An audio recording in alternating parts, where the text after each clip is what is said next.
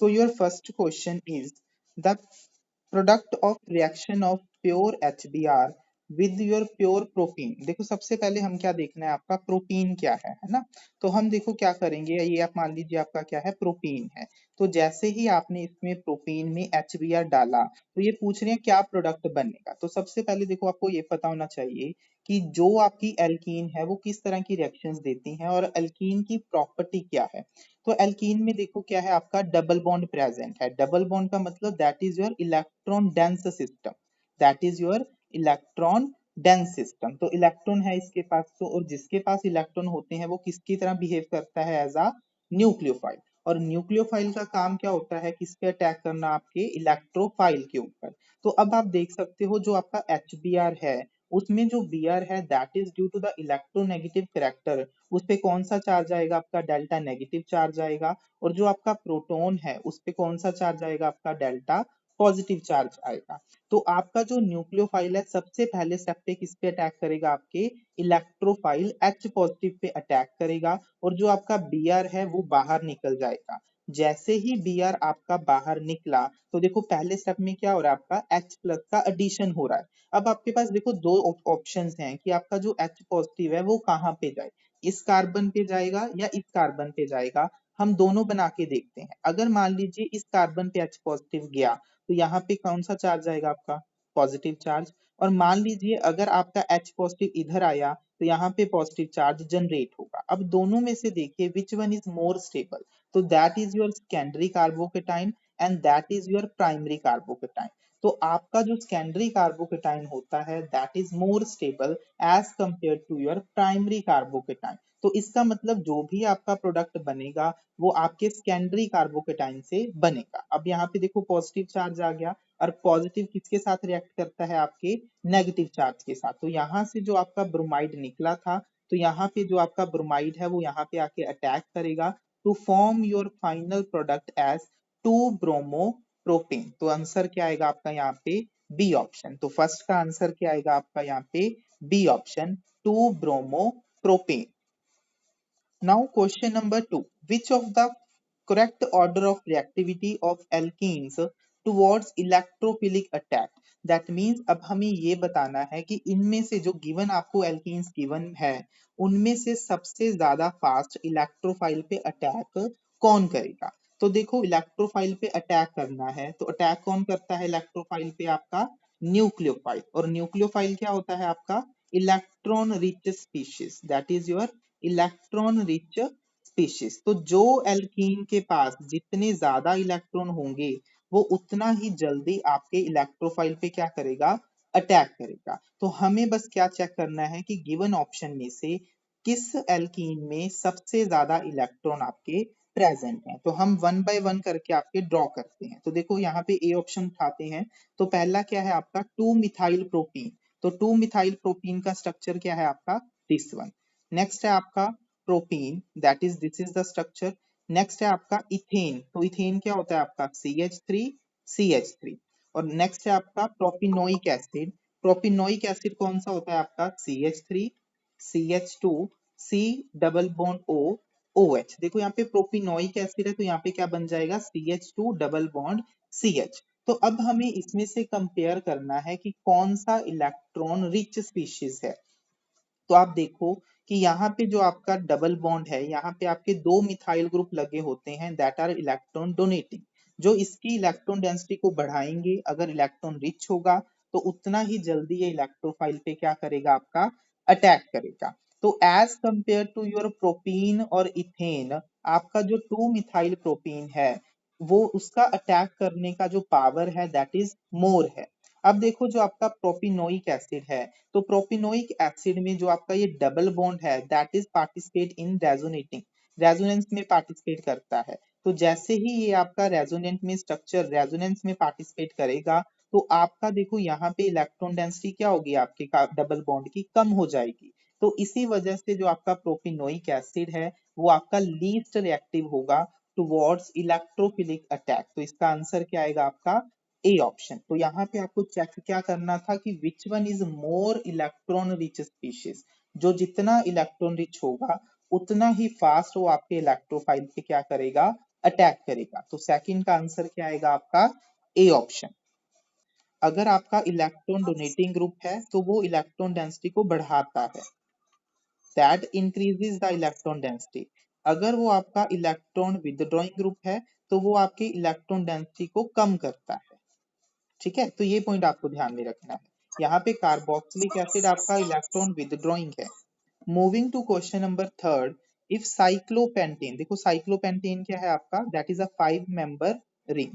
कहते जब उसको रिएक्ट करते हो in the presence of your chlorine at a high temperature, कहते आपको कितने डाइक्लोरो, डाइक्लोरो मतलब आपको 2 क्लोरीन अटैच करने हैं, कितने आप एक्सपेक्ट करते हो, कितने डाइक्लोरो प्रोडक्ट वहां पे बनेंगे? तो हमें देखो ये क्या है आपकी पॉसिबिलिटीज है, जैसे आप परमुटेशन और कॉम्बिनेशन करते हो है ना, अरेंजमेंट देखते हो, उसी तरह से यहाँ पे आपको रीअरेंज करके देखने हैं, पॉसिबिलिटीज देखनी है कि आप कैसे पॉसिबिलिटी को देख सकते हो। जैसे देखो आप क्या कर सकते हो, यहाँ से दोनों हाइड्रोजन को रिप्लेस कर दो with chlorine, that is the first possibility. Now second possibility क्या है कि आपने फर्स्ट हाइड्रोजन को यहाँ से रिप्लेस किया और सेकंड को यहाँ से रिप्लेस किया, that is the second possibility. And the third possibility क्या है कि आपने जो एक हाइड्रोजन को रिप्लेस किया that is from the first carbon and that the third one is the from this carbon. तो देखो यहाँ पे आपके पास सिर्फ 3 ही ये पॉसिबिलिटीज हैं जहां पे आप डाई क्लोरो सब्स्टिट्यूशन कर सकते हो। इसके अलावा आपका कोई भी और पॉसिबल अरेंजमेंट नहीं बनेगा। तो इसका आंसर कितना आएगा आपका? 3। So there are only 3 possibilities by which you can form your dichlorocyclopentenes. You can form your dichlorocyclopentenes.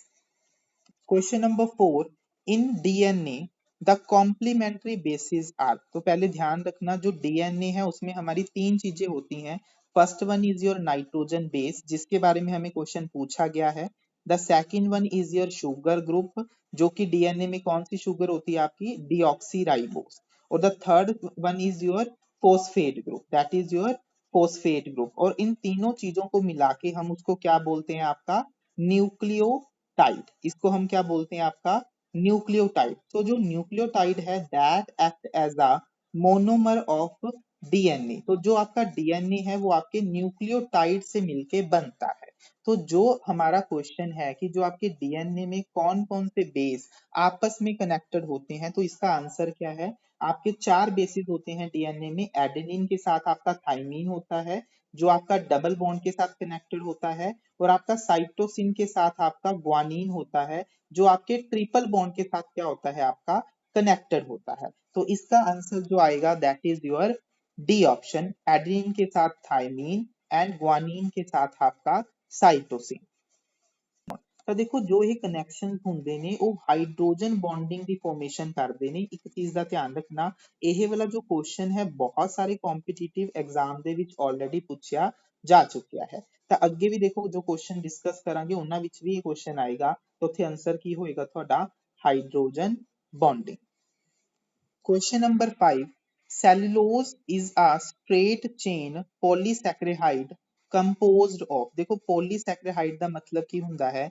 ਜਿਹਦੇ ਵਿੱਚ ਇੱਕ ਤੋਂ ਜ਼ਿਆਦਾ ਤੁਹਾਡੇ ਮੋਨੋਸੈਕਰਾਈਡਸ ਪ੍ਰੈਜ਼ੈਂਟ ਹੁੰਦੇ ਨੇ, ਜਿੱਦਾਂ ਕਿ ਤੁਹਾਡੇ ਗਲੂਕੋਜ਼ ਯੂਨਿਟਸ ਹੋ ਗਈਆਂ ਜਾਂ ਫਰਕਟੋਜ਼ ਯੂਨਿਟਸ ਪ੍ਰੈਜ਼ੈਂਟ ਹੁੰਦੇ ਨੇ, ਉਹਨਾਂ ਨੂੰ ਆਪਾਂ ਬੋਲਦੇ ਹਾਂ ਤੁਹਾਡੇ ਪੋਲੀਸੈਕਰਾਈਡ। ਤਾਂ ਜੋ ਤੁਹਾਡਾ ਸੈਲੂਲੋਜ਼ ਹੁੰਦਾ ਹੈ that is an example of your polysaccharide। And ਜੋ ਸੈਲੂਲੋਜ਼ ਹੁੰਦਾ ਹੈ ਉਹ ਕਿਸ ਤੋਂ ਮਿਲ ਕੇ ਬਣਦਾ ਹੈ ਤੁਹਾਡਾ? ਡੀ ਗਲੂਕੋਜ਼ ਤੋਂ ਮਿਲ ਕੇ ਬਣਦਾ ਹੈ। ਤੇ ਇਹਨਾਂ ਵਿੱਚ ਜੋ ਥੋੜੀਆਂ ਲਿੰਕੇਜ ਹੁੰਦੀਆਂ ਨੇ that are your beta glycosidic linkage। that question is also from your biomolecules। ਦੇਖੋ ਜੋ ਬਾਇਓਮੋਲੀਕਿਊਲਸ ਚੈਪਟਰ ਹੁੰਦਾ ਹੈ that is totally theoretical chapter। ਤਾਂ ਇਹਨਾਂ ਵਿੱਚ ਜਿੰਨੇ ਵੀ ਤੁਹਾਡੇ ਕੁਐਸਚਨਸ ਬਾਇਓਮੋਲੀਕਿਊਲ ਦੇ ਆਣਗੇ ਉਹ ਤੁਸੀਂ ਐਜ਼ ਇਟ ਇਜ਼ ਧਿਆਨ ਦੇ ਵਿੱਚ ਰੱਖਣੇ ਨੇ। ਜੋ ਤੁਹਾਡਾ ਸੈਲੂਲੋਜ਼ ਹੈ ਉਹਦੇ ਵਿੱਚ ਜੋ ਤੁਹਾਡੇ ਮੋਨੋਮਰ ਯੂਨਿਟ ਹੁੰਦੀਆਂ ਨੇ ਉਹ ਤੁਹਾਡੀ ਕੀ ਹੁੰਦੀਆਂ ਨੇ? ਗਲੂਕੋਜ਼ ਹੁੰਦੀਆਂ ਨੇ। ਤੇ ਦੋ ਗਲੂਕੋਜ਼ ਯੂਨਿਟ ਆਪਸ ਦੇ ਵਿੱਚ ਬੀਟਾ ਗਲਾਈਕੋਸਿਡਿਕ ਲਿੰਕੇਜ ਦੇ ਨਾਲ ਕੀ ਹੁੰਦੀਆਂ ਨੇ? ਅਟੈਚ ਹੁੰਦੀਆਂ ਨੇ। ਇੱਕ ਇੰਪੋਰਟੈਂਟ ਪੁਆਇੰਟ ਲਿਖ ਲਓ, ਅਗਰ ਤੁਹਾਡਾ ਆ ਜੇ ਇੱਥੇ ਕੁਐਸਚਨ ਗਲਾਈਕੋਜਨ, ਤਾਂ ਜੋ ਤੁਹਾਡਾ ਗਲਾਈਕੋਜਨ ਹੈ ਉਹਦੇ ਵਿੱਚ ਵੀ ਤੁਹਾਡੀਆਂ ਗਲੂਕੋਜ਼ ਯੂਨਿਟਸ ਹੀ ਹੁੰਦੀਆਂ ਨੇ, ਬਟ ਉੱਥੇ ਜੋ ਤੁਹਾਡੀਆਂ ਗਲੂਕੋਜ਼ ਯੂਨਿਟਸ ਹੁੰਦੀਆਂ ਨੇ that are connected by your alpha glycosidic linkage, that are your alpha glycosidic linkage। ਤਾਂ ਇਸ ਪੁਆਇੰਟ ਦਾ ਤੁਸੀਂ ਖਾਸ ਧਿਆਨ ਰੱਖਣਾ ਹੈ। ਤਾਂ ਇਸ ਨੂੰ ਇੱਕ ਨੋਟ ਦੇ ਕੇ ਜ਼ਰੂਰ ਲਿਖ ਲਿਓ। क्वेश्चन नंबर 6 देखो जो ਹੁਣੇ ਮੈਂ ਤੁਹਾਨੂੰ ਦੱਸ ਕੇ ਹਟਿਆ ਹਾਂ ਕਿ ਜੋ ਤੁਹਾਡਾ ਡੀਐਨਏ ਦਾ ਸਟਰਕਚਰ ਹੈ ਉਸ ਵਿੱਚ ਕਿਸ ਤਰ੍ਹਾਂ ਦੀ ਬੌਂਡਿੰਗ ਪ੍ਰੈਜ਼ੈਂਟ ਹੁੰਦੀ ਹੈ ਉੱਪਰ ਆਪਾਂ ਹੁਣੇ ਡਿਸਕਸ ਕੀਤਾ ਹੈ that is your hydrogen bonding that is your hydrogen bonding ਮਤਲਬ ਕੀ ਹੈ ਕਿ ਜੋ ਤੁਹਾਡੇ ਕੰਪਲੀਮੈਂਟਰੀ ਬੇਸ ਪੇਅਰ ਪ੍ਰੈਜ਼ੈਂਟ ਹੁੰਦੇ ਨੇ ਉਹਨਾਂ ਵਿੱਚ ਕਿਸ ਤਰ੍ਹਾਂ ਦੀ ਬੌਂਡਿੰਗ ਹੁੰਦੀ ਹੈ ਤੁਹਾਡੀ ਹਾਈਡਰੋਜਨ ਬੌਂਡਿੰਗ ਪ੍ਰੈਜ਼ੈਂਟ ਹੁੰਦੀ ਹੈ ਤਾਂ ਇਸ ਨੂੰ ਵੀ ਤੁਸੀਂ ਧਿਆਨ ਦੇ ਵਿੱਚ ਰੱਖਣਾ ਹੈ ਬਹੁਤ ਕੰਪੀਟੀਸ਼ਨ ਐਗਜ਼ਾਮ ਦੇ ਵਿੱਚ ਇਹ ਕੁਐਸਚਨ ਪੁੱਛਿਆ ਜਾ ਚੁੱਕਿਆ ਹੈ ਤਾਂ 6 ਦਾ ਆਨਸਰ ਕੀ ਆਏਗਾ ਤੁਹਾਡਾ A option question number 7 from the following the strongest base is ਦੇਖੋ ਬੇਸ ਦਾ ਮਤਲਬ ਕੀ ਹੁੰਦਾ ਹੈ ਜੋ ਆਪਣੇ ਇਲੈਕਟ੍ਰੋਨ ਨੂੰ ਡੋਨੇਟ ਕਰਦਾ ਹੈ ਜੋ ਜਿੰਨਾ ਜਲਦੀ ਇਲੈਕਟ੍ਰੋਨ ਨੂੰ ਡੋਨੇਟ ਕਰ ਪਾਏਗਾ ਉਸ ਦਾ ਜੋ ਬੇਸਿਕ ਕਰੈਕਟਰ ਹੋਏਗਾ ਓਨਾ ਹੀ ਜ਼ਿਆਦਾ ਹੋਏਗਾ ਤਾਂ ਇੱਕ ਚੀਜ਼ ਦਾ ਧਿਆਨ ਰੱਖਣਾ ਜੋ ਤੁਹਾਡੇ ਇਲੈਕਟ੍ਰੋਨ ਡੋਨੇਟਿੰਗ ਗਰੁੱਪ ਹੁੰਦੇ ਨੇ ਉਹ ਤੁਹਾਡੇ ਬੇਸਿਕ ਕਰੈਕਟਰ ਨੂੰ ਕੀ ਕਰਦੇ ਨੇ ਇਨਕਰੀਜ਼ ਕਰਦੇ ਨੇ ਐਂਡ ਜੋ ਤੁਹਾਡੇ ਇਲੈਕਟ੍ਰੋਨ ਵਿਦਡਰਾਇੰਗ ਗਰੁੱਪ ਹੁੰਦੇ ਨੇ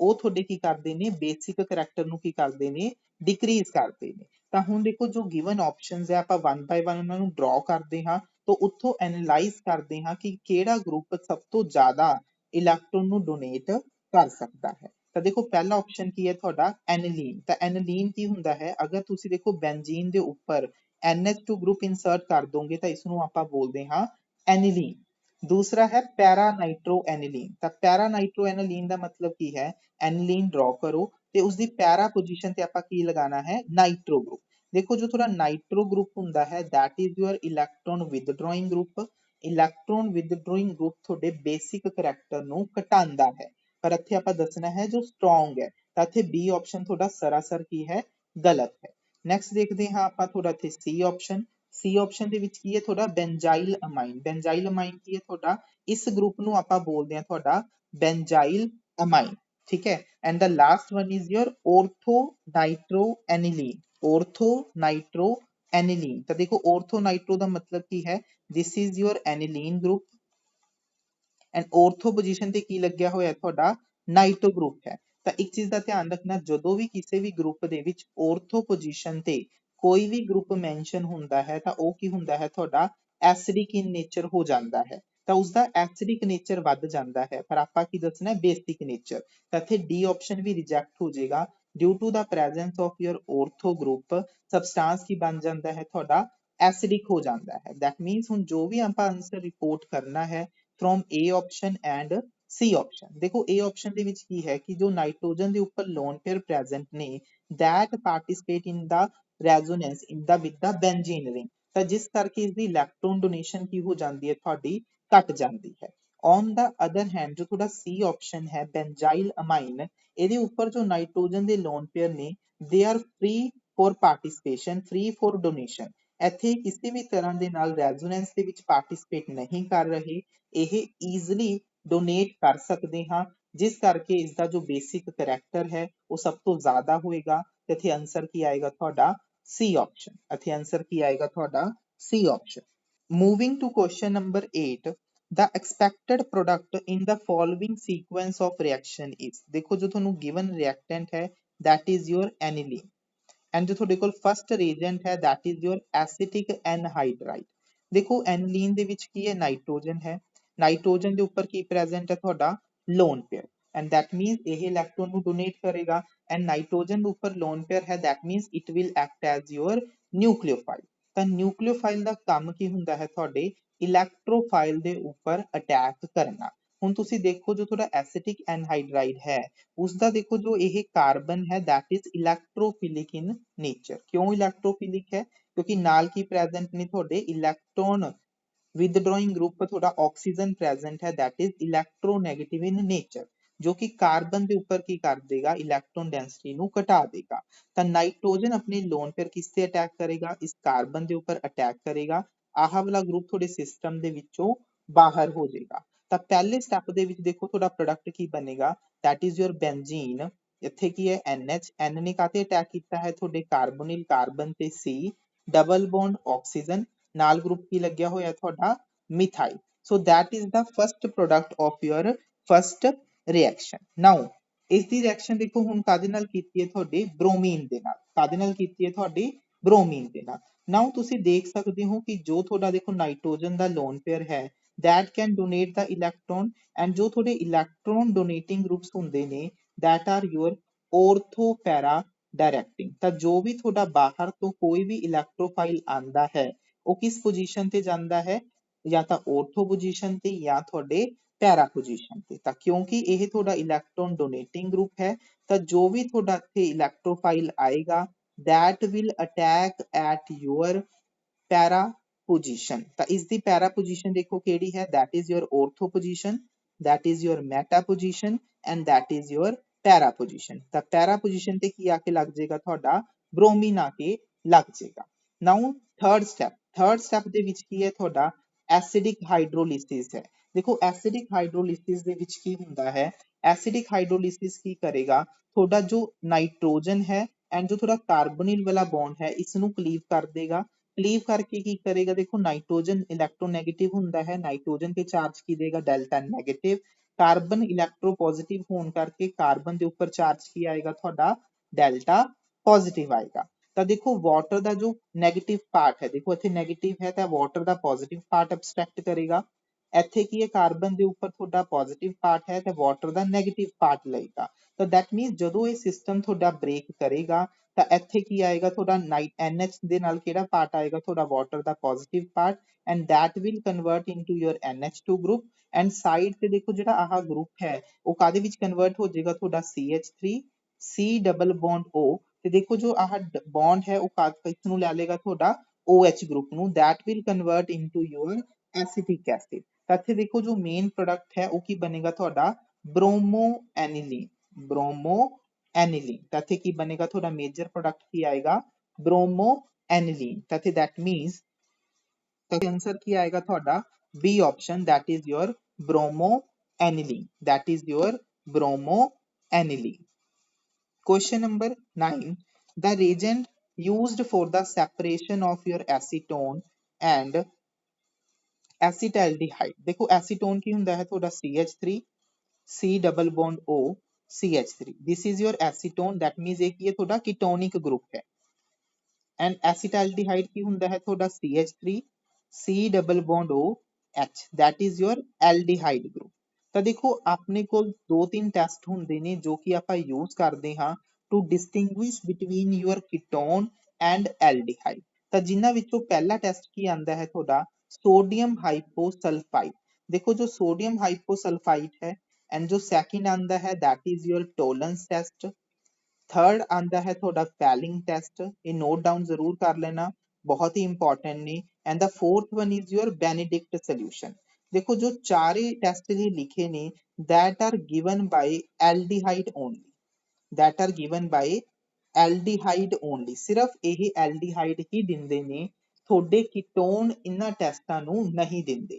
ਤਾਂ ਦੇਖੋ ਆਪਾਂ ਕੀਟੋਨ ਤੇ ਐਲਡੀਹਾਈਡ ਨੂੰ ਹੀ ਡਿਸਟਿੰਗੁਇਸ਼ ਕਰਨਾ ਹੈ, ਤਾਂ ਇੱਥੇ ਆਨਸਰ ਕੀ ਆਏਗਾ ਤੁਹਾਡਾ A ਆਪਸ਼ਨ। ਬਾਕੀ ਕਿਹੜੇ ਟੈਸਟ ਯੂਜ਼ ਕਰਦੇ ਹੋ ਤੁਸੀਂ, ਟੋਲੈਂਸ ਟੈਸਟ, ਫੈਲਿੰਗਸ ਟੈਸਟ ਤੇ ਬੈਨੇਡਿਕਟ ਸੋਲੂਸ਼ਨ। ਚਾਰ ਟੈਸਟ ਹੁੰਦੇ ਨੇ basically that help to distinguish between your aldehyde and ketone। ਤਾਂ ਇੱਥੇ ਜੋ ਆਪਣੇ ਕੋਲ ਗਿਵਨ ਆਪਸ਼ਨਸ ਅਵੇਲੇਬਲ ਨੇ ਉਹਦੇ ਅਕੋਰਡਿੰਗ ਆਨਸਰ ਕੀ ਹੈ ਤੁਹਾਡਾ A ਆਪਸ਼ਨ।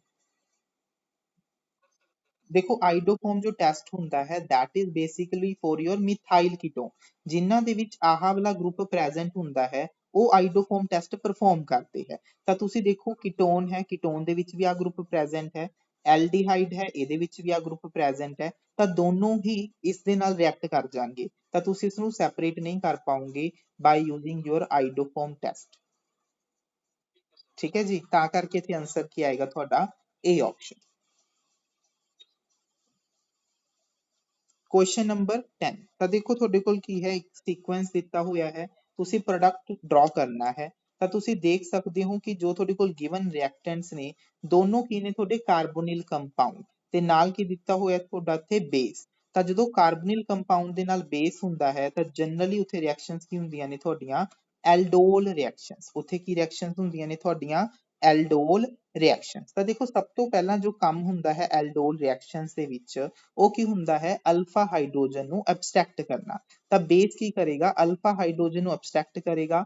ਤਾਂ ਜਦੋਂ ਹੀ ਇੱਥੋਂ ਹਾਈਡਰੋਜਨ ਪ੍ਰੋਟੋਨ ਲੈ ਕੇ ਨਿਕਲੇਗਾ ਤਾਂ ਇੱਥੇ ਉੱਪਰ ਚਾਰਜ ਕੀ ਆ ਜਾਏਗਾ ਤੁਹਾਡਾ negative charge, so there will be a formation of your conjugate base over here। Now next step ਦੇ ਵਿੱਚ ਦੇਖੋ ਕੀ ਹੁੰਦਾ ਹੈ, ਜੋ ਨੈਗੇਟਿਵ ਚਾਰਜ ਇਹ ਬਣਿਆ ਹੈ ਉਹ ਤੁਹਾਡੇ ਕਾਰਬੋਨਿਲ ਕਾਰਬਨ ਜੋ ਕਿ ਇਲੈਕਟ੍ਰੋਫਿਲਿਕ ਹੈ ਉਸ ਤੇ ਅਟੈਕ ਕਰੇਗਾ, ਐਂਡ ਜੋ ਤੁਹਾਡਾ ਕਾਰਬਨ ਡਬਲ ਬੌਂਡ ਆਕਸੀਜਨ ਹੈ ਉਸਦੇ ਜੋ ਇਲੈਕਟ੍ਰੋਨ ਹੈ that will shift, ਉਹ ਸ਼ਿਫਟ ਹੋ ਜਾਣਗੇ। ਤਾਂ ਇੱਥੇ ਦੇਖੋ ਪ੍ਰੋਡਕਟ 'ਚ ਬਣੇਗਾ ਕੀ, ਤਾਂ ਦੇਖੋ ਜੋ ਤੁਹਾਡਾ CH2 ਹੈ, CH2 ਦੇ ਨਾਲ ਗਰੁੱਪ ਕੀ ਲੱਗਿਆ ਹੋਇਆ ਹੈ, C double bond O H। ਤਾਂ ਇੱਥੇ ਦੇਖੋ ਜੋ CH2 ਹੈ ਕਿਸ ਤੇ ਅਟੈਕ ਕੀਤਾ ਹੈ, ਕਾਰਬਨ ਤੇ। ਕਾਰਬਨ ਦਾ ਜੋ ਆਕਸੀਜਨ ਹੈ ਨੈਗੇਟਿਵ ਚਾਰਜ ਆਏਗਾ, ਉਸਦੇ ਨਾਲ ਕੀ ਪ੍ਰੈਜ਼ੈਂਟ ਨੇ, ਤੁਹਾਡੇ ਦੋ ਹਾਈਡਰੋਜਨ ਪ੍ਰੈਜ਼ੈਂਟ ਨੇ, ਐਂਡ ਜੋ ਨੈਗੇਟਿਵ ਚਾਰਜ ਹੈ ਉਹ ਤੁਹਾਡੇ ਡਾਇਲੂਟ ਸੋਲਿਊਸ਼ਨ ਤੋਂ H ਪੋਜ਼ਿਟਿਵ ਗੇਨ ਕਰਕੇ ਕਾਦੇ ਵਿੱਚ ਕਨਵਰਟ ਹੋ ਜਾਏਗਾ, ਤੁਹਾਡੇ ਕੋਰਸਪੋਂਡਿੰਗ ਐਲਕੋਹਲ ਦੇ ਵਿੱਚ ਕਨਵਰਟ ਹੋ ਜਾਏਗਾ। ਸੋ that is your aldol product, but ਧਿਆਨ ਰੱਖੋ ਨਾਲ ਕੀ ਦਿੱਤਾ ਹੋਇਆ ਇੱਥੇ, ਹੀਟਿੰਗ ਵੀ ਮੈਂਸ਼ਨ ਹੈ। ਤਾਂ ਜਦੋਂ ਤੁਹਾਡੇ ਕੋਲ ਹੀਟਿੰਗ ਮੈਂਸ਼ਨ ਹੁੰਦੀ ਹੈ ਤਾਂ ਹੀਟਿੰਗ ਕਰਨ ਤੇ ਮੋਸਟ ਆਫ ਦਾ ਕੇਸਿਸ ਦੇ ਵਿੱਚ ਆਪਾਂ ਕੀ ਕਰਦੇ ਹਾਂ, ਆਪਾਂ ਵਾਟਰ ਨੂੰ ਕੀ ਕਰਦੇ ਹਾਂ, ਐਲੀਮੀਨੇਟ ਕਰਵਾਉਂਦੇ ਹਾਂ। ਵਾਟਰ ਨੂੰ ਕੀ ਕਰਵਾਉਂਦੇ ਹਾਂ ਆਪਾਂ, ਐਲੀਮੀਨੇਟ। ਤਾਂ ਦੇਖੋ ਇੱਥੋਂ OH ਗਰੁੱਪ ਤੇ ਇਸ ਅਲਫਾ ਕਾਰਬਨ ਤੋਂ ਤੁਹਾਡਾ ਇੱਕ ਹਾਈਡਰੋਜਨ ਕੀ ਹੋਏਗਾ, ਰਿਪਲੇਸ ਹੋ ਜਾਏਗਾ ਟੂ ਰਿਮੂਵ ਯੂਅਰ ਵਾਟਰ। ਤਾਂ ਜਦੋਂ ਇੱਥੋਂ ਵਾਟਰ ਨਿਕਲ ਗਿਆ ਤਾਂ ਇੱਥੇ ਕੀ ਬਣੇਗਾ, ਤੁਹਾਡਾ ਇੱਕ ਡਬਲ ਬੌਂਡ ਬਣ ਜਾਏਗਾ, and there will be a formation of your this compound, that is your product. First reactant है, जो फर्स्ट रिएक्टेंट पाया ਤਾਂ ਆਪਣੇ ਕੋਲ ਇਹ ਪ੍ਰੋਡਕਟ ਬਣੇਗਾ। ਨਾਓ ਸੈਕੰਡ ਸਟੈਪ ਦੇ ਵਿੱਚ ਤੁਸੀਂ ਦੇਖੋ ਕਿ ਆਪਣੇ ਕੋਲ ਕੀ ਪਾਇਆ ਹੋਇਆ ਉਹਨਾਂ ਨੇ, ਤੁਹਾਡਾ HCN in the presence of your acid, HCN in the presence of acid। ਤਾਂ ਦੇਖੋ ਤੁਸੀਂ ਇਹਦੇ ਵਿੱਚ ਹੈ ਕਿ HCN ਹੈ ਮਤਲਬ CN ਕੀ ਹੈ, ਤੁਹਾਡਾ ਨੈਗੇਟਿਵ ਹੈ। ਤਾਂ ਉਹ ਜੋ CN ਨੈਗੇਟਿਵ ਹੈ that will attack at again carbonyl carbon ਤੇ ਅਟੈਕ ਕਰੇਗਾ ਤੇ ਤੁਹਾਡੇ ਇਸ ਬੌਂਡ ਨੂੰ ਕੀ ਕਰ ਦੇਗਾ, ਉਹ ਤੁਹਾਡਾ ਸ਼ਿਫਟ ਕਰ ਦੇਗਾ। ਤਾਂ ਜਦੋਂ ਹੀ ਇਲੈਕਟ੍ਰੋਨ ਦੇਖੋ ਸ਼ਿਫਟ ਹੋਏ ਤਾਂ ਕੀ ਬਣੇਗਾ, CH2 ਡਬਲ ਬੌਂਡ CH, ਇੱਥੇ ਕੀ ਹੈ ਤੁਹਾਡਾ CH ਹੈ, ਇੱਥੇ ਕੀ ਬਣੇਗਾ, ਆਕਸੀਜਨ ਦੇ ਉੱਪਰ ਨੈਗੇਟਿਵ ਚਾਰਜ ਆਏਗਾ ਜੋ ਕਿ ਤੁਹਾਡੇ ਵਾਟਰ ਤੋਂ H ਪੋਜ਼ਿਟਿਵ ਗੇਨ ਕਰਕੇ OH ਗਰੁੱਪ ਦੇ ਵਿੱਚ ਕਨਵਰਟ ਹੋ ਜਾਏਗਾ ਤੇ ਅਟੈਕ ਕਿਸਨੇ ਕੀਤਾ ਹੈ, ਤੁਹਾਡੇ ਸਾਇਨਾਈਡ ਗਰੁੱਪ ਨੇ, CN ਨੇ। ਤਾਂ ਦੇਖੋ ਤੁਸੀਂ ਦੇਖ ਸਕਦੇ ਹੋ ਤੁਹਾਡੇ ਕੋਲ ਇੱਥੇ ਆ ਪ੍ਰੋਡਕਟ ਬਣੇਗਾ।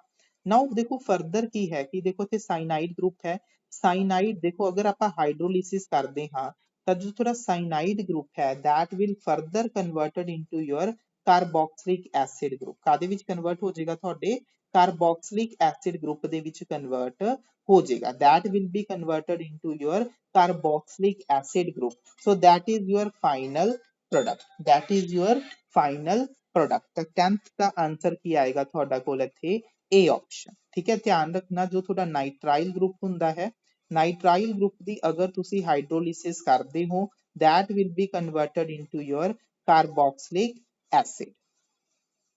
Question number 11, the product Z in the following sequence of reaction is। ਤਾਂ ਦੇਖੋ ਤੁਹਾਡੇ ਕੋਲ ਪਹਿਲੇ ਸਟੈਪ ਦੇ ਵਿੱਚ ਕੀ ਗਿਵਨ ਹੈ, ਐਲਕੋਹਲ ਹੈ। ਅਗਰ ਐਲਕੋਹਲ ਦੀ ਰਿਐਕਸ਼ਨ ਤੁਸੀਂ phosphorus in the presence of iodine ਕਰਵਾਉਂਦੇ ਹੋ ਤਾਂ ਦੇਖੋ ਹੋਏਗਾ ਕਿ ਜੋ ਤੁਹਾਡਾ OH ਗਰੁੱਪ ਹੈ that will be replaced with your iodine group। ਤਾਂ ਜੋ ਇੱਥੇ X ਪ੍ਰੋਡਕਟ ਹੈ ਉਹ ਕੀ ਬਣੇਗਾ, ਤੁਹਾਡਾ CH3 CH2I। so there will be a formation of your ethyl iodide। ਉਸ ਤੋਂ ਬਾਅਦ ਦੇਖੋ ਇੱਥੇ ਕੀ ਪਾਇਆ ਹੈ, magnesium ether, so that is a process to form your Grignard reagent। ਤੇ ਇੱਥੇ ਕੀ ਬਣੇਗਾ, ਤੁਹਾਡਾ ਗ੍ਰਿਗਨਾਰਡ reagent ਦੀ ਕੀ ਹੋਏਗੀ, ਫਾਰਮੇਸ਼ਨ ਹੋਏਗੀ, ਜਿਹਦੇ ਵਿੱਚ ਜੋ ਤੁਹਾਡਾ ਆਹ ਵਾਲਾ ਪਾਰਟ ਹੈ ਇਸਕੇ ਉੱਪਰ ਚਾਰਜ ਕੀ ਆਏਗਾ, ਡੈਲਟਾ ਨੈਗੇਟਿਵ ਚਾਰਜ ਆਏਗਾ, ਐਂਡ ਜੋ ਤੁਹਾਡਾ MgI ਵਾਲਾ ਪਾर्ट है उससे चार्ज किया आएगा थोड़ा delta positive. So that is your ethyl magnesium iodide, that is known as your Grignard reagent। देखो नेक्स्ट स्टेप ਦੇ ਵਿੱਚ ਕੀ ਹੈ ਤੁਹਾਡਾ ਇੱਥੇ ਐਲਡੀਹਾਈਡ ਗਿਵਨ ਹੈ। ਤਾਂ ਐਲਡੀਹਾਈਡ ਹੈ ਦੇਖੋ ਕਾਰਬੋਨਿਲ ਕਾਰਬਨ ਹੈ, ਇਲੈਕਟ੍ਰੋਫਿਲਿਕ ਹੈ ਨੇਚਰ ਦੇ ਵਿੱਚ। ਤਾਂ ਜੋ ਤੁਹਾਡਾ ਇੱਥੇ ਕਾਰਬਨ ਦੇ ਉੱਪਰ ਨੈਗੇਟਿਵ ਚਾਰਜ ਹੈ that will attack on your carbonyl carbon and double bond जो ऑक्सीजन है that will shift down, ਉਹ ਸ਼ਿਫਟ ਕਰ ਜਾਣਗੇ। ਅਗੇਨ ਦੇਖੋ ਕੀ ਪ੍ਰੋਡਕਟ ਬਣੇਗਾ ਤੁਹਾਡਾ CH3 CH2। ਦੇਖੋ CH2 ਨੇ ਕਿਸ ਤੇ ਅਟੈਕ ਕੀਤਾ ਹੈ, ਕਾਰਬਨ ਤੇ। ਕਾਰਬਨ ਦੇ ਨਾਲ ਦੇਖੋ ਦੋ ਹਾਈਡਰੋਜਨ ਅਟੈਚ ਨੇ CH2, ਆਕਸੀਜਨ ਦੇ ਉੱਪਰ ਚਾਰਜ ਕੀ ਆਏਗਾ, negative, that will gain the H positive to finally convert into your alcohol। ਤਾਂ ਦੇਖੋ ਇਹ ਕਿਹੜਾ ਅਲਕੋਹਲ ਹੈ, ਤੁਹਾਡੇ ਤਿੰਨ ਕਾਰਬਨ ਨੇ, that is your propanol। ਤਾਂ ਇੱਥੇ ਆਨਸਰ ਕੀ ਬਣੇਗਾ 11th ਦਾ ਤੁਹਾਡਾ D option, that is your 1 propanol। ਦੇਖੋ ਪੂਰੀ ਆਰਗੈਨਿਕ ਦੇ ਵਿੱਚ ਕੀ ਹੈ, ਤੁਸੀਂ ਕੀ ਧਿਆਨ ਦੇ ਵਿੱਚ ਰੱਖਣਾ ਹੈ ਕਿ ਕਿਹੜਾ ਤੁਹਾਡਾ ਨਿਊਕਲੀਓਫਾਈਲ ਹੈ ਐਂਡ ਕਿਹੜਾ ਤੁਹਾਡਾ ਇਲੈਕਟ੍ਰੋਫਾਈਲ ਹੈ। ਤਾਂ ਪੂਰੀ ਆਰਗੈਨਿਕ ਦੇ ਵਿੱਚ ਤੁਹਾਡੀ ਜੋ ਰਿਐਕਸ਼ਨਸ ਨੇ ਉਹ ਨਿਊਕਲੀਓਫਾਈਲ ਤੇ ਇਲੈਕਟ੍ਰੋਫਾਈਲ ਦੇ ਆਸੇ-ਪਾਸੇ ਹੀ ਰਿਵੋਲਵ ਕਰਦੀਆਂ ਨੇ। ਤਾਂ ਜੋ ਤੁਹਾਡਾ ਮੇਨ ਕੰਮ ਹੁੰਦਾ ਹੈ that is your to identify which one is your nucleophile and which one is your electrophile। ਤਾਂ ਜੋ ਨਿਊਕਲੀਓਫਾਈਲ ਹੋਏਗਾ ਉਹ ਕਾਤੇ ਅਟੈਕ ਕਰੇਗਾ, ਤੁਹਾਡੇ ਇਲੈਕਟ੍ਰੋਫਾਈਲ ਤੇ ਅਟੈਕ ਕਰੇਗਾ to form your desired product। ਤਾਂ 11 ਦਾ ਆਨਸਰ ਕੀ ਆਏਗਾ ਤੁਹਾਡਾ D option. Question number 12, the product of acid catalyzed hydration of 2-phenyl propene। ਤਾਂ ਦੇਖੋ ਸਭ ਤੋਂ ਪਹਿਲਾਂ ਦੇਖੋ ਪ੍ਰੋਡਕਟ ਬਣਾਉਣ ਤੋਂ ਪਹਿਲਾਂ ਤੁਹਾਨੂੰ ਰਿਐਕਟੈਂਟ ਦਾ ਬਣਾਉਣਾ ਆਣਾ ਬਹੁਤ ਹੀ ਜ਼ਰੂਰੀ ਹੈ।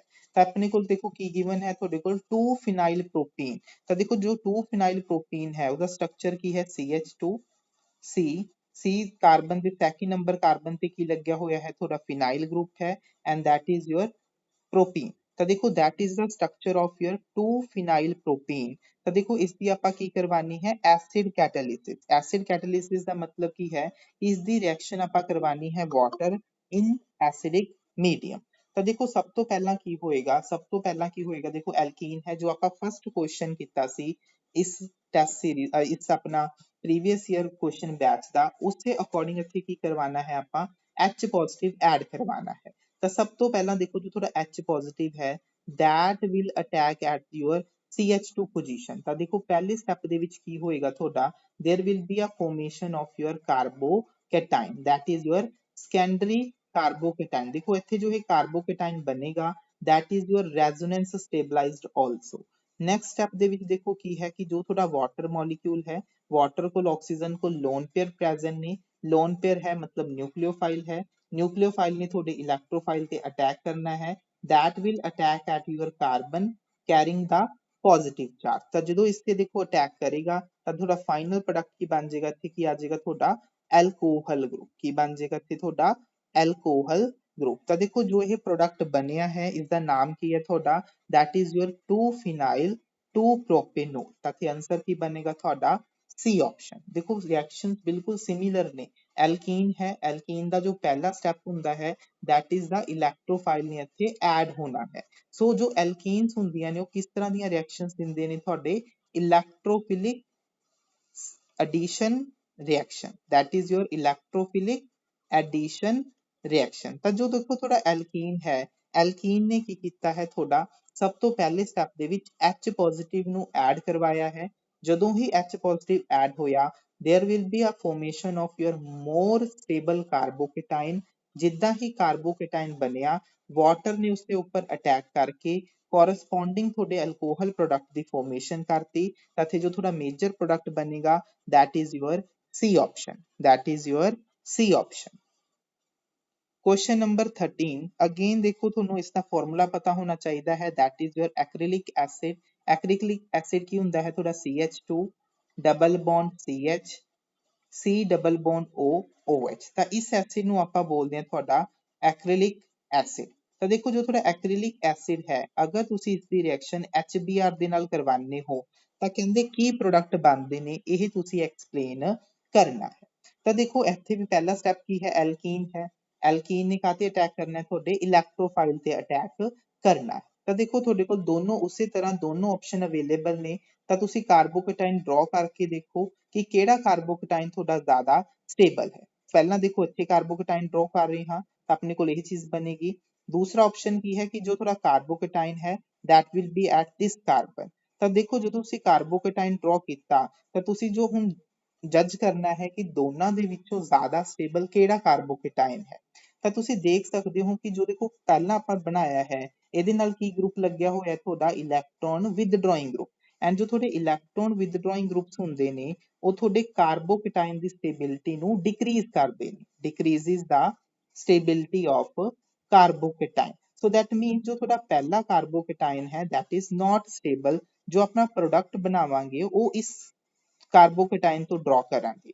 ਨਾਓ ਨੈਕਸਟ ਸਟੈਪ ਦੇ ਵਿੱਚ ਕੀ ਹੋਏਗਾ ਕਿ ਜੋ ਤੁਹਾਡਾ Br ਨੈਗੇਟਿਵ ਹੈ ਉਹ ਇਸ ਤੇ ਆ ਕੇ ਕੀ ਕਰੇਗਾ ਅਟੈਕ ਕਰੇਗਾ and there will be a formation of your CH2Br CH2 C double bond O OH। ਤਾਂ ਜੋ ਤੁਹਾਡਾ ਫਾਈਨਲ ਪ੍ਰੋਡਕਟ ਬਣੇਗਾ that is your A option, that is your A option। ਤਾਂ ਧਿਆਨ ਰੱਖਣਾ ਹੈ ਬਸ ਕਿ ਜੋ ਤੁਹਾਡਾ ਕਾਰਬੋਕੇਟਾਈਨ ਜੋ ਜ਼ਿਆਦਾ ਸਟੇਬਲ ਹੋਏਗਾ ਉਸ ਤੋਂ ਹੀ ਤੁਹਾਡੇ ਪ੍ਰੋਡਕਟ ਦੀ ਫਾਰਮੇਸ਼ਨ ਹੋਣੀ ਹੈ। ਤਾਂ ਇੱਥੇ ਜੋ ਤੁਹਾਡਾ ਕਰੈਕਟ ਆਨਸਰ ਹੈ that is your A option। Now question number 14, 1 mole of carbon dioxide contains, ਤਾਂ 1 ਮੋਲ ਆਫ ਕਾਰਬੋਕੇਟਾਇਨਸ ਦੇ ਵਿੱਚ ਤੁਹਾਡੇ ਕਾਰਬਨ ਡਾਈਆਕਸਾਈਡ ਦੇ ਵਿੱਚ ਤਾਂ ਕਹਿੰਦੇ ਨੇ ਕਿੰਨੇ ਤੁਹਾਡੇ ਪ੍ਰੈਜ਼ੈਂਟ ਹੋਣਗੇ ਐਟਮਸ, ਆਪਾਂ ਇਹੀ ਚੀਜ਼ ਦੱਸਣੀ ਹੈ। ਤਾਂ ਦੇਖੋ 1 ਮੋਲ ਦਾ ਮਤਲਬ ਕੀ ਹੁੰਦਾ ਹੈ ਤੁਹਾਡਾ Avogadro number of particle, that means 6.023 into 10 raised to power 23 particles ਹੁੰਦੇ ਨੇ। ਤਾਂ ਦੇਖੋ ਅਗਰ ਆਪਾਂ ਗੱਲ ਕਰੀਏ ਇੱਕ ਮੋਲੀਕਿਊਲ ਆਫ ਕਾਰਬਨ ਡਾਈਆਕਸਾਈਡ ਦੀ, ਤਾਂ ਉਹਦੇ ਵਿੱਚ ਕੀ ਹੈ, ਇੱਕ ਐਟਮ ਕਾਰਬਨ ਦਾ ਪ੍ਰੈਜ਼ੈਂਟ ਹੈ ਐਂਡ ਤੁਹਾਡੇ ਕੋਲ ਦੋ ਐਟਮਸ ਕਾਦੇ ਪ੍ਰੈਜ਼ੈਂਟ ਨੇ ਤੁਹਾਡੇ ਆਕਸੀਜਨ ਦੇ। ਤਾਂ ਅਗਰ ਤੁਹਾਡੇ ਕੋਲ 1 ਮੋਲ ਹੈ ਤਾਂ 1 ਮੋਲ ਦਾ ਮਤਲਬ ਕਿੰਨੇ ਐਟਮਸ ਹੋ ਗਏ ਕਾਰਬਨ ਦੇ ਤੁਹਾਡੇ Na ਐਟਮਸ, ਹੈਨਾ, ਤੇ ਆਕਸੀਜਨ ਦੇ ਕਿੰਨੇ ਐਟਮਸ ਹੋ ਗਏ ਤੁਹਾਡੇ 2 into Na atom, that means twice of Avogadro number. ਤਾਂ ਦੇਖੋ ਆਪਾਂ ਹੁਣ ਚੈੱਕ ਕਰਨਾ ਹੈ ਕਿ ਤੁਹਾਡਾ ਇਹਨਾਂ ਵਿੱਚੋਂ ਗਿਵਨ ਆਪਸ਼ਨ ਚੋਂ ਕਿਹੜਾ ਸਹੀ ਹੈ। ਤਾਂ ਦੇਖੋ ਇੱਥੇ ਕੀ ਗਿਵਨ ਹੈ Na ਐਟਮਸ ਆਫ ਕਾਰਬਨ, ਦੇਖੋ ਬਿਲਕੁਲ ਸਹੀ ਹੈ, ਆਪਣੇ ਕੋਲ ਕਿੰਨੇ ਐਟਮਸ ਆਏ ਨੇ Na ਐਟਮਸ ਆਏ ਨੇ 1 ਮੋਲ ਦੇ ਵਿੱਚ, ਤਾਂ ਇੱਥੇ 14 ਦਾ ਆਂਸਰ ਕੀ ਆ ਜਾਏਗਾ ਤੁਹਾਡਾ A option. That is a very basic question from your +1 basic mole concept ਦਾ ਕੁਐਸਚਨ ਹੈ ਕਿ ਇੱਥੇ ਆਪਾਂ ਕੀ ਚੈੱਕ ਕਰਨਾ ਸੀ ਕਿ 1 ਮੋਲ ਦੇ ਵਿੱਚ ਕਾਰਬਨ ਡਾਈਆਕਸਾਈਡ ਦੇ ਵਿੱਚ ਕਿੰਨੇ ਐਟਮ ਆਫ ਕਾਰਬਨ ਪ੍ਰੈਜ਼ੈਂਟ ਨੇ। ਤਾਂ ਇੱਕ ਮੋਲੀਕਿਊਲ ਦੇ ਵਿੱਚ ਇੱਕ ਐਟਮ ਪ੍ਰੈਜ਼ੈਂਟ ਹੈ, ਤਾਂ ਤੁਹਾਡੇ ਕੋਲ Na ਮੋਲੀਕਿਊਲਸ ਦੇ ਵਿੱਚ ਕਿੰਨੇ ਐਟਮਸ ਹੋਣਗੇ ਤੁਹਾਡੇ Na ਐਟਮਸ ਪ੍ਰੈਜ਼ੈਂਟ ਹੋਣਗੇ, ਤਾਂ ਕਰਕੇ 14 ਦਾ ਆਂਸਰ ਕੀ ਆਏਗਾ ਤੁਹਾਡਾ A ਆਪਸ਼ਨ। क्वेश्चन नंबर 15, देखो थोड़ा सी ऑप्शन सही हुंदा अगर इथे मॉलिक्यूल ਦੀ ਜਗ੍ਹਾ ਐਟਮਸ ਲਿਖਦੇ, ਠੀਕ ਹੈ, ਤਾਂ ਫਿਰ ਆਪਸ਼ਨ ਸਹੀ ਹੁੰਦਾ। ਬਟ ਇਹਦੇ ਵਿੱਚ ਦੇਖੋ ਕੀ ਹੈ ਕਿ ਅਗਰ ਉਹ ਲਿਖਦੇ ਆਹ ਆਪਸ਼ਨ ਦਿੱਤੇ ਦਿਖਦੇ ਕਿ 1 ਮੋਲ ਆਫ CO2 ਦੇ ਵਿੱਚ ਐਨੇ ਪਾਰਟੀਕਲਸ ਹੀ ਪ੍ਰੈਜ਼ੈਂਟ ਨੇ CO2 ਦੇ, ਠੀਕ ਹੈ, ਦੈਨ ਆਪਸ਼ਨ ਸਹੀ ਹੁੰਦਾ, ਜਾਂ ਇੱਥੇ ਐਟਮਸ ਲਿਖਿਆ ਹੁੰਦਾ ਦੈਨ ਸੀ ਆਪਸ਼ਨ ਸਹੀ ਹੁੰਦਾ। ਬਟ ਇੱਥੇ ਇਹਨਾਂ ਨੇ ਮੋਲੀਕਿਊਲਸ ਲਿਖਿਆ ਹੈ, that is a wrong statement. ਤਾਂ ਇੱਥੇ ਜੋ ਤੁਹਾਡਾ ਸਿਰਫ ਕਰੈਕਟ ਆਂਸਰ ਹੈ ਉਹ ਸਿਰਫ ਤੁਹਾਡਾ A ਆਪਸ਼ਨ ਹੈ। ਓਕੇ जी। Question number 15, number of electrons in aluminium 3 positive. देखो एल्यूमीनियम की हुंदा है ਤੁਹਾਡਾ एटॉमिक नंबर कितना हुंदा है 13। 3 पॉजिटिव ਦਾ ਮਤਲਬ ਕੀ ਹੈ, ਇਹਦੇ ਵਿੱਚੋਂ 3 ਇਲੈਕਟ੍ਰੋਨ ਆਪਾਂ ਬਾਹਰ ਨਿਕਾਲਤੇ, ਤਾਂ ਜਦੋਂ ਆਪਾਂ 13 ਦੇ ਵਿੱਚੋਂ 3 ਇਲੈਕਟ੍ਰੋਨ ਬਾਹਰ ਨਿਕਾਲਤੇ ਤਾਂ ਕਿੰਨੇ ਇਲੈਕਟ੍ਰੋਨ ਬਚ ਗਏ ਤੁਹਾਡੇ 10 ਇਲੈਕਟ੍ਰੋਨ। ਤਾਂ ਆਂਸਰ ਕੀ ਆਏਗਾ ਤੁਹਾਡਾ C ਆਪਸ਼ਨ, ਠੀਕ ਹੈ। ਜਸਟ ਇੱਕ ਸਿੰਪਲ ਜਿਹਾ ਕੁਐਸਚਨ ਸੀ ਜਿਹਦੇ ਵਿੱਚ ਤੁਹਾਨੂੰ ਐਟॉमिक ਨੰਬਰ ਬਾਰੇ ਪਤਾ ਹੋਣਾ ਚਾਹੀਦਾ ਸੀ, ਕਿਉਂਕਿ 3 ਪੋਜ਼ਿਟਿਵ ਚਾਰਜ ਹੈ ਤਾਂ 3 ਇਲੈਕਟ੍ਰੋਨ ਉਹਦੇ ਵਿੱਚੋਂ ਮਾਈਨਸ ਕਰ ਦੋਗੇ, ਤਾਂ ਆਂਸਰ ਕਿੰਨਾ ਆ ਜਾਏਗਾ ਤੁਹਾਡਾ 10 ਇਲੈਕਟ੍ਰੋਨ। नेक्स्ट है क्वेश्चन नंबर थोड़ा 16, the structure of copper tetra aqua 2 positive ion is. ਤਾਂ ਦੇਖੋ ਇਹ ਇੱਕ ਐਕਸੈਪਸ਼ਨ ਹੁੰਦੀ ਹੈ, ਇਸ ਨੂੰ ਤੁਸੀਂ ਦਿਮਾਗ 'ਚ ਰੱਖਣਾ ਹੈ ਕਿ ਜੋ ਤੁਹਾਡਾ ਕੋਪਰ ਦਾ 4 ਕੋਆਰਡੀਨੇਸ਼ਨ ਨੰਬਰ ਨਾਲ ਇਹ ਕੰਪਲੈਕਸ ਹੈ, ਇਹਦਾ ਜੋ ਸਟਰਕਚਰ ਹੁੰਦਾ ਹੈ that is your square planar, and ਇਸ ਦੀ ਜੋ ਹਾਈਬ੍ਰਿਡਾਈਜੇਸ਼ਨ ਹੁੰਦੀ ਹੈ that is your sp2d hybridisation. ਤਾਂ ਇਹਦੇ ਵਿੱਚ ਕੀ ਹੁੰਦਾ ਹੈ, ਇੱਕ ਅਨਪੇਅਰਡ ਇਲੈਕਟ੍ਰੋਨ ਪ੍ਰੈਜ਼ੈਂਟ ਹੁੰਦਾ ਹੈ and that is your paramagnetic in nature। देखो मैं चार गल्लां दसियां ने, इन्हां चारां points ਨੂੰ ਤੁਸੀਂ ਲਿਖ ਲਓ, that is quite important and that is an exceptional case। ਇਸ ਦੇ ਵਿੱਚ ਜੋ ਕਾਪਰ ਹੈ ਉਸਦਾ ਕੋਆਰਡੀਨੇਸ਼ਨ ਨੰਬਰ 4 ਹੁੰਦਾ ਹੈ, ਉਸ ਦੀ ਜੋ ਹਾਈਬ੍ਰਿਡਾਈਜੇਸ਼ਨ ਹੈ ਉਹ ਤੁਹਾਡੀ sp2d ਹੁੰਦੀ ਹੈ, ਇਹਦੇ ਵਿੱਚ ਇੱਕ ਅਨਪੇਅਰਡ ਇਲੈਕਟ੍ਰੋਨ ਪ੍ਰੈਜ਼ੈਂਟ ਹੁੰਦਾ ਹੈ ਕਿਉਂਕਿ ਕਾਪਰ +2 ਹੈ, ਕਾਪਰ +2 ਦਾ ਮਤਲਬ 3d9 ਹੁੰਦਾ ਹੈ, that means ਇੱਕ ਅਨਪੇਅਰਡ ਇਲੈਕਟ੍ਰੋਨ ਪ੍ਰੈਜ਼ੈਂਟ ਹੋਏਗਾ। अगर एक अनपेयर्ड इलेक्ट्रॉन है that means जो थोड़ा given complex ion है that will be paramagnetic in nature, that will be paramagnetic in nature।